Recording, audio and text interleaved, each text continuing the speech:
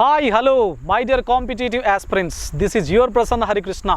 మరి ఈరోజు భారతదేశం లోపలనే అత్యంత కఠినమైనటువంటి ఉన్నతమైనటువంటి examination system, that is civil services examination ఏదైతే ఉందో, సో దాని గురించి మనం డిస్కస్ చేద్దాం. మరి నేనేమంటాను అంటే, ఇది భారతదేశమే కాదు మొత్తం ప్రపంచం లోపలనే అత్యంత కఠినమైనటువంటి ఎగ్జామినేషన్. ఎందుకంటే సో చాలామంది అంటే చాలా కంట్రీస్ లోపల మీరు ఎగ్జామినేషన్ ప్యాటర్న్ చూసినట్లయితే ఇంత కఠినతరం, ఇంత డిఫికల్టీ ఎగ్జామ్ అనేది మనకు ప్రపంచంలో ఎక్కడా లేదు. మరి దీని లోపల తప్పనిసరిగా సక్సెస్ కావాలి అని చెప్పేసి ఎవరైతే గ్రాడ్యుయేట్స్ ఎవరైతే ఉన్నారో, అదేవిధంగా గ్రాడ్యుయేషన్ చేస్తున్నటువంటి పిల్లలు ఎవరైతే ఉన్నారో, అదేవిధంగా నా కూతురు కానీ నా కొడుకు కానీ సివిల్స్ లోపల ర్యాంక్ సాధించాలి అని చెప్పేసి కలలు కంటున్నటువంటి తల్లిదండ్రులు ఎవరైతే ఉన్నారో వాళ్ళందరి కోసం ఇక్కడ ఈ వీడియోను మీకు చేస్తూ ఉన్నాను. అదేవిధంగా ఎవ్రీ సండే మొత్తం ఇందులోపల ఈ సిరీస్ లోపల 5 వీడియోస్ మీకు అప్లోడ్ చేయబడడం జరుగుతుంది. మరి ఈరోజు అసలు సివిల్స్ యొక్క బేసిక్ ఇన్ఫర్మేషన్ పైన మీకు ఒక క్లారిటీ నేను ఇస్తాను. మరి ఇక్కడ మొట్టమొదటి అంశం ఏంటి అంటే, అసలు ఏంటి సివిల్ సర్వీసెస్?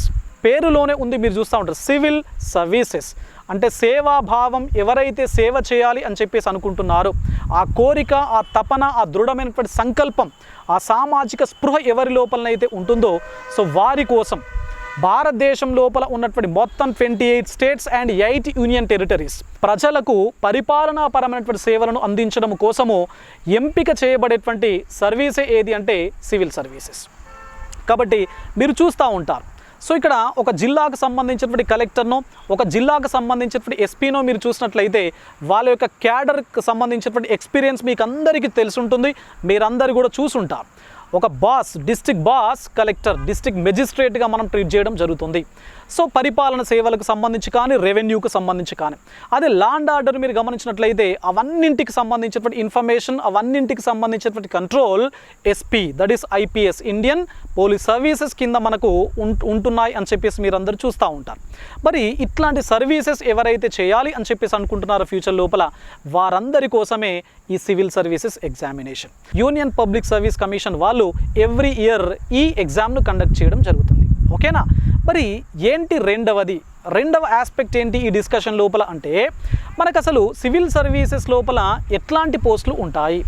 మరి చాలామంది ఒక అపోహ అనేది ఉన్నది. There is a myth in the society. ఏంటి ఆ మిత్ అంటే, సివిల్ సర్వీసెస్ అంటే ఐఏఎస్ ఐపీఎస్ఏ అనే మిత్ ఉంది. మరి అది కాదండి, గుర్తుపెట్టుకోండి. ఇక్కడ ఈ వీడియో వినేటువంటి పేరెంట్స్ కానీ, ఎడ్యుకేషనిస్టులు కానీ, ఇంటెలెక్చువల్ కానీ, స్టూడెంట్స్ ఎవరైతే ఉన్నారో వాళ్ళందరికీ చెప్తున్నాను, గుర్తుపెట్టుకోండి. సివిల్ సర్వీసెస్ అంటే కేవలం ఐఏఎస్ ఐపీఎస్లు మాత్రమే కాదు, ఇందులోపల చాలా రకాల పోస్టులు ఇంక్లూడ్ అయి ఉన్నాయి. ఫర్ ఎగ్జాంపుల్ నేను కొన్ని చెప్తాను, మీకు గుర్తుపెట్టుకోండి. ఇందులోపల 3 రకాల పోస్టులు ఉంటాయి. ఒకటి ఆల్ ఇండియా సర్వీసెస్ అని చెప్పేసి, దీని కింద ఐఏఎస్ ఐపీఎస్ ఐఎఫ్ఎస్లు ఉంటారు. అంటే Indian administrative service, Indian police service and Indian forest service, not foreign service. ఓకేనా?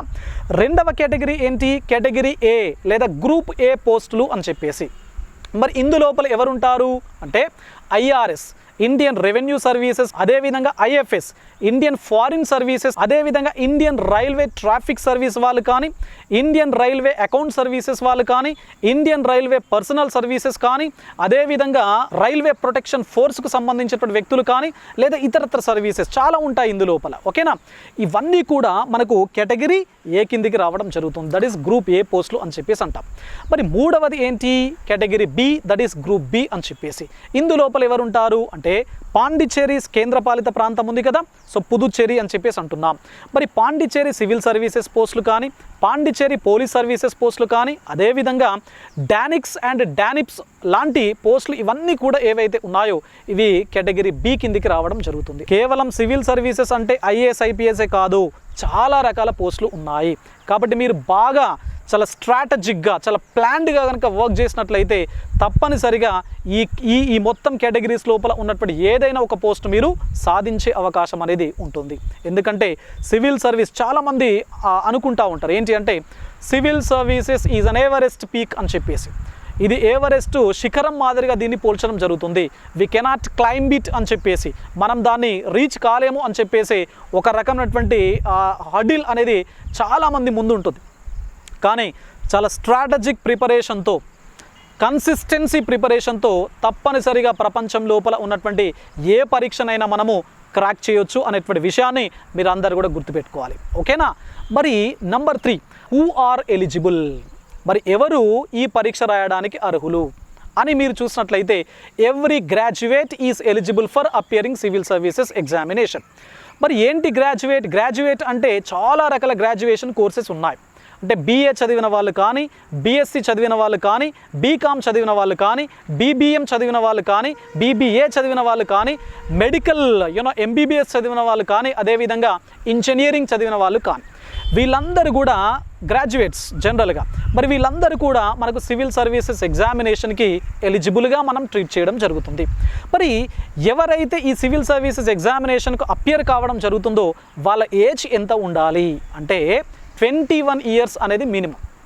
అంటే ఏ గ్రాడ్యుయేట్ ఏజ్ అయితే 21 ఇయర్స్ క్రాస్ అవుతుందో they are eligible for civil services. మరి ఎంత ఏజ్ వరకు రాసుకోవచ్చు అంటే ఇది ఒక్కొక్క కేటగిరీకి ఒక్కొక్క విధంగా ఉన్నది. ఫర్ ఎగ్జాంపుల్ జనరల్ కేటగిరీని మీరు చూసినట్లయితే జనరల్ కేటగిరీ అభ్యర్థులు ఎవరైతే ఉన్నారో వీళ్ళు 32 years is a ceiling age. ఓకేనా? 32 సంవత్సరాల వరకు వీళ్ళు సివిల్ సర్వీసెస్ ఎగ్జామినేషన్ను రాసుకోవచ్చు. అదే ఈడబ్ల్యూఎస్ ఈ మధ్య కాలం లోపల మీరందరూ కూడా మోడీవియన్ గవర్నమెంట్ ఒక పాలసీని తీసుకురావడం జరిగింది. ఈడబ్ల్యూఎస్ అంటే ఎకనామికల్లీ వీకర్ సెక్షన్స్ ఎవరైతే ఉన్నారో, సో ఈ ఎకనామికల్లీ వీకర్ సెక్షన్స్ ఎవరైతే ఉన్నారో వారు కూడా 32 ఇయర్స్ వరకు రాసుకోవడానికి ఎలిజిబిలిటీని ఇవ్వడం జరిగింది. ఓకేనా? అదేవిధంగా మరి ఇక్కడ ఓబీసీ క్యాండిడేట్స్ ఉన్నారు భారతదేశం లోపల, చాలా రకాల రాష్ట్రాల లోపల ఉన్నారు. మరి ఓబీసీ అదర్ బ్యాక్వర్డ్ క్లాసెస్ ఎవరైతే ఉన్నారో వీళ్ళందరూ కూడా 35 ఇయర్స్ వరకు సివిల్ సర్వీసెస్ ఎగ్జామినేషన్కు అపియర్ కావడానికి అవకాశం అనేది ఉన్నది. అదే SC ST కమ్యూనిటీకి సంబంధించిన వ్యక్తులకైతే 37 ఇయర్స్ ఏజ్ లిమిట్గా ఉన్నది. అదే PWDs అంటే పర్సన్స్ విత్ డిజేబిలిటీస్, దివ్యాంగులు లేదా వికలాంగులు ఎవరైతే ఉన్నారో వాళ్ళకు మరింతగా కొంచెం ఏజ్ రిలాక్సేషన్ ఇచ్చి 42 ఇయర్స్ వరకు కూడా వాళ్ళను సివిల్ సర్వీసెస్కి అప్లై చేసుకోవచ్చు అని చెప్పేసి మనకు ఆ పాలసీ అనేది ఉన్నది. కాబట్టి ఇట్లాంటి ఏజ్ గ్రూప్ అంటే 21 ఇయర్స్ అనేది minimum. Open competition that is general category అయితే 32, ఓబీసీ అయితే 35, SC ST అయితే 37, PWD అయితే 42. క్లియర్? నెక్స్ట్ నంబర్ 4, 4వ అంశం ఏంటి? మరి ఎన్నిసార్లు రాసుకోవచ్చు ఈ ఎగ్జామినేషన్? ఎందుకంటే మనము ఇక్కడ స్టేట్ లెవెల్ ఎగ్జామ్స్ మాదిరిగా ఎన్నిసార్లైనా అపియర్ కావడానికి అవకాశం అనేది UPSC మనకి ఇవ్వట్లేదు, గుర్తుపెట్టుకోవాలి. కాబట్టి ఇక్కడ అపియర్ కావడానికి కొన్ని లిమిటేషన్స్ అనేవి ఉన్నాయి. ఏంటి లిమిటేషన్స్ అంటే అటెంప్ట్స్, నంబర్ ఆఫ్ అటెంప్ట్స్ అని చెప్పేసి అంటాం. జనరల్ కేటగిరీకి కేవలం 6 అటెంప్ట్స్ మాత్రమే ఉన్నాయి. సో ఎవరికైనా 6 అటెంప్ట్స్ కామన్ అండి. 6 సార్లు మనం సివిల్ సర్వీసెస్ ఎగ్జామినేషన్ను అపియర్ చేయొచ్చు. ఫర్ ఎగ్జాంపుల్ ఓబీసీని మీరు గమనించినట్లయితే ఓబీసీకి ఏజ్ రిలాక్సేషన్ ఎంత అని చెప్పాను? 35. అంటే జనరల్ కేటగిరీ 32, ఓబీసీ 35. 32 అంటే జనరల్ కేటగిరీ వీళ్ళు ఎన్నిసార్లు రాసుకోవచ్చు అని చెప్పేసి అన్నాను? 6 టైమ్స్. ఓకేనా? 6 అటెంప్ట్స్ ఇవ్వచ్చు. మరి ఓబీసీ 35 కదా, అంటే 3 సార్లు ఎక్స్ట్రా ఉంది కదా, కాబట్టి ఓబీసీ వాళ్ళకి అదర్ 3 అటెంప్ట్స్ అన్నమాట. అంటే 6 + 3 9 అటెంప్ట్స్ వరకు వాళ్ళు ఎలిజిబుల్. అదే SC ST కమ్యూనిటీని మీరు గమనించారు అనుకోండి, సో గరిష్ట ఏజ్ లిమిట్ ఎంత అని చెప్పేసాను? 37. 37 వరకు ఎన్నిసార్లైనా అటెంప్ట్ చేసే అవకాశం అనేది ఉంటుంది. కాబట్టి ఇట్లా ఒక్కొక్క కమ్యూనిటీకి ఒక్కొక్క విధమైనటువంటి అటెంప్ట్స్ ఇవ్వడం జరిగింది, స్పెసిఫై చేయడం జరిగింది. కాబట్టి అభ్యర్థులు చాలా జాగ్రత్తగా గమనించాలి.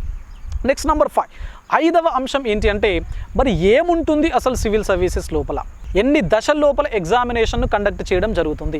జనరల్గా UPSC వాళ్ళు ప్రతి సంవత్సరము నోటిఫికేషన్ ఇస్తారు. 2021వ సంవత్సరం లోపల మనకు ప్రిలిమినరీ ఎగ్జామినేషన్ అంటే సివిల్ సర్వీసెస్ లోపల 3 పరీక్షలు ఉంటాయి. ఒకటి ప్రిలిమినరీ ఎగ్జామినేషన్ దశ, రెండవది మెయిన్స్ ఎగ్జామినేషన్ దశ, మూడవది ఏంటి అంటే ఇంటర్వ్యూ. ఓకేనా? Prelims, mains, interview. ప్రిలిమ్స్ లోపల ఎవరైతే సెలెక్ట్ కావడం జరిగిందో వాళ్ళందరూ కూడా మెయిన్స్కి వెళ్తారు. మెయిన్స్ లోపల ఎవరైతే సెలెక్ట్ కావడం జరిగిందో వాళ్ళందరూ కూడా పోస్టుల సంఖ్యను బట్టి ఇంటర్వ్యూకు ఎలిజిబిలిటీగా ఉండడం జరుగుతుంది. మరి జనరల్గా ఇక్కడ నెక్స్ట్ ఇయర్ అంటే 2021 లోపల మనకు ఆల్రెడీ డేట్స్ మెన్షన్ చేయడం జరిగింది. Prelims will be conducted in the month of June and mains will be conducted in the month of September. ఓకేనా?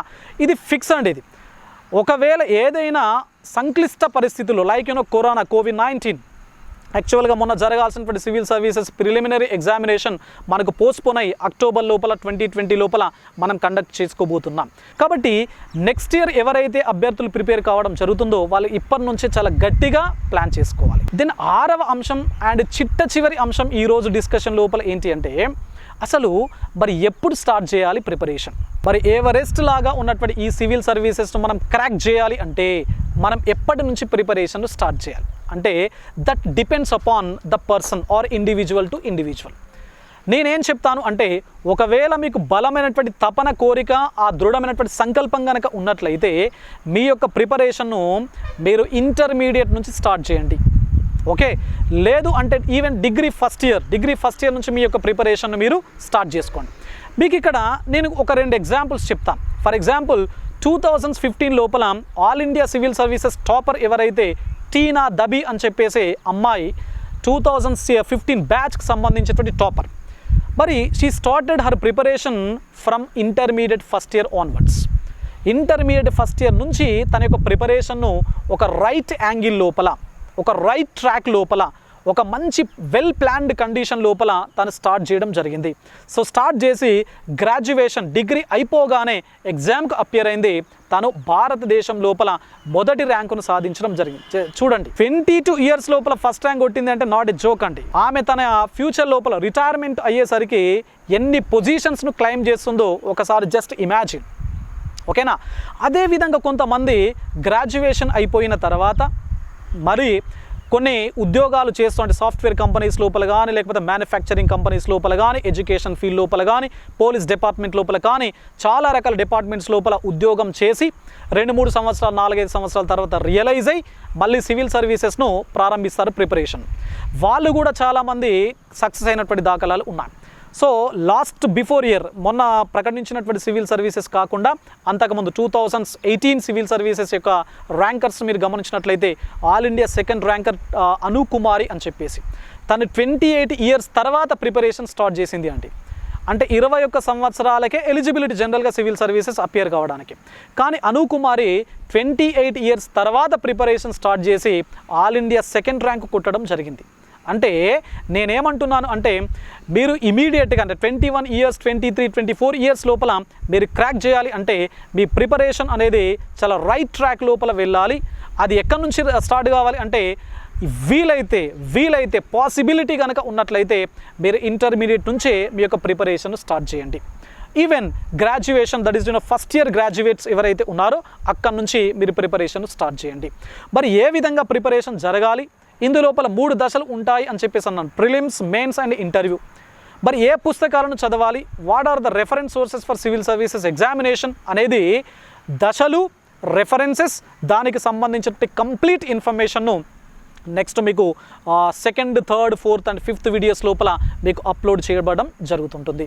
కాబట్టి my dear viewers and my dear parents and the students community, జాగ్రత్తగా మీ యొక్క ప్రిపరేషన్ను మీరు design చేసుకోండి.